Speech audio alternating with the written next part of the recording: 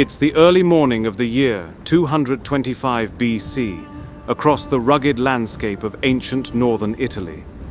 A clash of two prominent civilizations is unraveling that will ultimately shape the course of history throughout the ancient world. The two great powers of their time, the Roman Republic and the Celtic tribes, converged upon the battlefield. The Celts had invaded northern Italy and were running wild, sacking and looting Roman towns and villages, leaving the Roman Senate no alternative but to assemble the army and go on the offensive, aiming to bring an end to this chaos. The Celts holding a defensive position as the pursuing Romans marched upon them in their standard triplex axis formation, an ever-reliable Roman formation which can be attributed to their many successes during the days of the Republic. The Celtic tribes of Cisalpine Gaul were made up primarily of the Insubres and Boii tribes. Their army was roughly 50,000 in strength, divided into two divisions, a northward-facing and southward-facing force, as they found themselves being attacked from two directions from two separate Roman armies. The Roman armies were led by two consuls, Gaius Atilius Regulus and Lucius Aemilius Papus. They each had a force of roughly 50,000, bringing their total strength to 100,000 men. They marched onward, closing in on the Celts. The Celts were led by two Gallic chieftains, Concolitanus of the Boii tribe, a warrior of immense stature and reputation, and Aneroëstes of the Insubres tribe. As the Romans approached the Celts, their force was set up as follows. At their forefront were the deadly Roman velites, skirmishers, followed by the younger infantry recruits, the hastati. Closely behind were the more seasoned principes infantry, and lastly the most experienced and battle-hardened Roman infantry, the triarii, positioned at the rear. Consul Regulus's army had arrived right before Consul Papus's army, leading to Celtic and Roman cavalry led by Regulus himself, getting into a heated skirmish atop a sloping hilltop which overlooked the plains of the upcoming battlefield of Telamon. When Consul Papus had arrived, he observed the struggle atop the hilltop and realized that his fellow consular army was nearby, and potentially had already initiated the battle. Consul Papus wasted no time. He swiftly led his entire cavalry contingent towards the hilltop, aiming to reinforce his comrades and gain the advantage that the steep slope would provide once the main engagement got underway.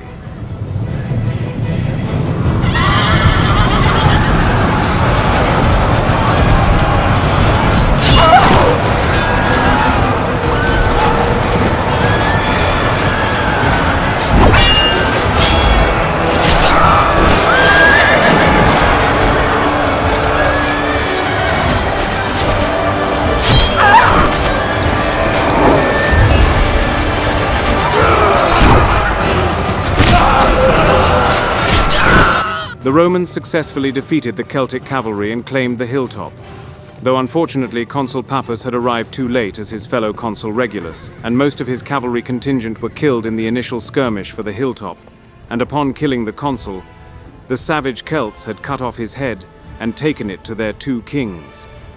The Celtic kings stationed below on the plains had received this symbolic prize and held it up in the air to their fellow Celtic warriors to boost their morale for the upcoming battle.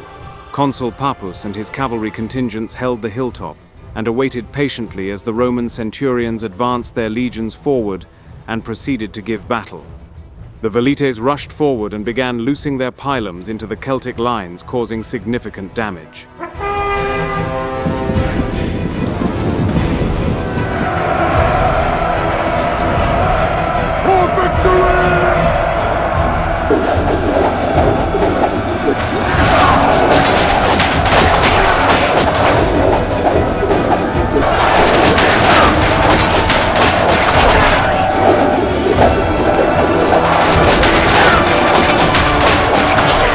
The velites withdrew, and the first line of hastati advanced forward.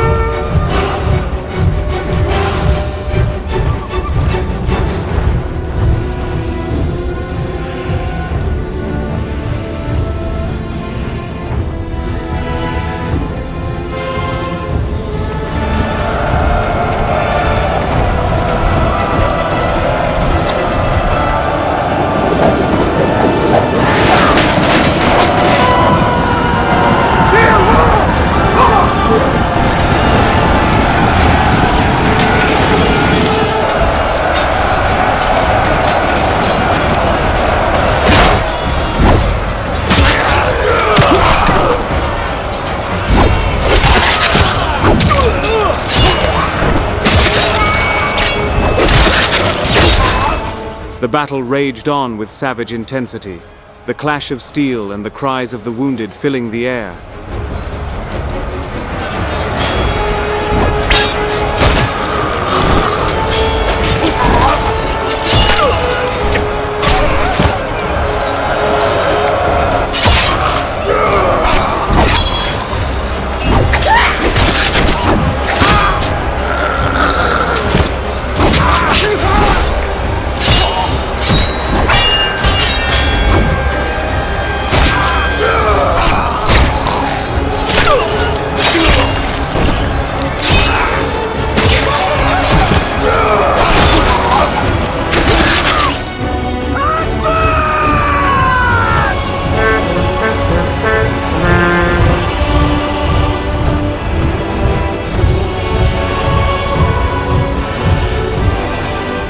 The Romans fought with disciplined ferocity, their shields forming an impenetrable wall against the Celtic onslaught.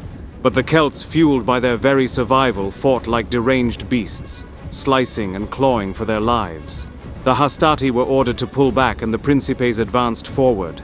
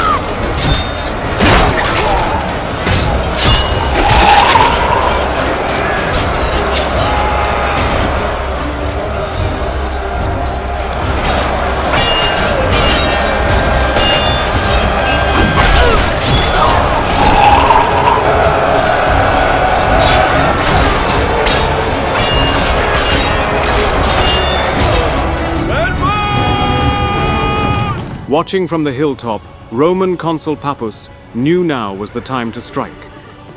With a thunderous charge, his cavalry descended down the slope upon the Celts' flank, catching them completely off guard and throwing their ranks into disarray.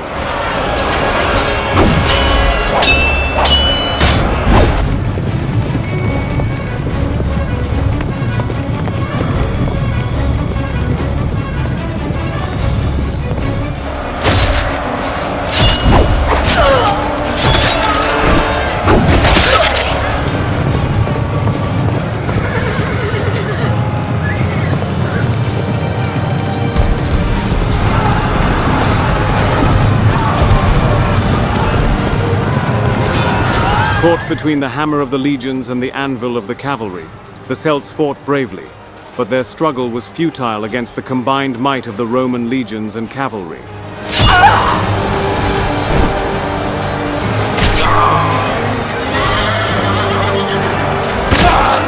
Aneroëstes, chief of the Insubres, was killed in battle, whilst Concolitanus, chief of the Boii, was captured as a Roman prisoner.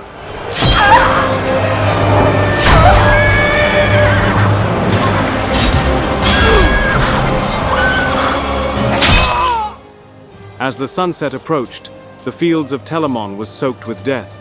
Tens of thousands lay dead, with the Romans having suffered heavy casualties themselves. The last remnants of Celtic resistance were crushed beneath the heel of Roman consul Lucius Aemilius Papus. He stood triumphant, taking all the glory for this heroic victory. The Celtic tribes would never fully recover from the battle, as they were never to be any major threat to the Romans for the remainder of their history as a united tribe. The remnants of the Celtic tribes would get a rare opportunity of vengeance, however, when the Second Punic War broke out between Rome and Carthage a handful of years after the events of Telamon. When the famous general Hannibal Barca invaded Rome through its northern frontier, he enlisted many neighboring Celtic mercenaries within his ranks, many of whom were directly affected at the events of the Roman-Celtic Wars a few years prior. and sought vengeance against the Romans for their harsh treatment of the Celtic natives after their conquest of Cisalpine Gaul.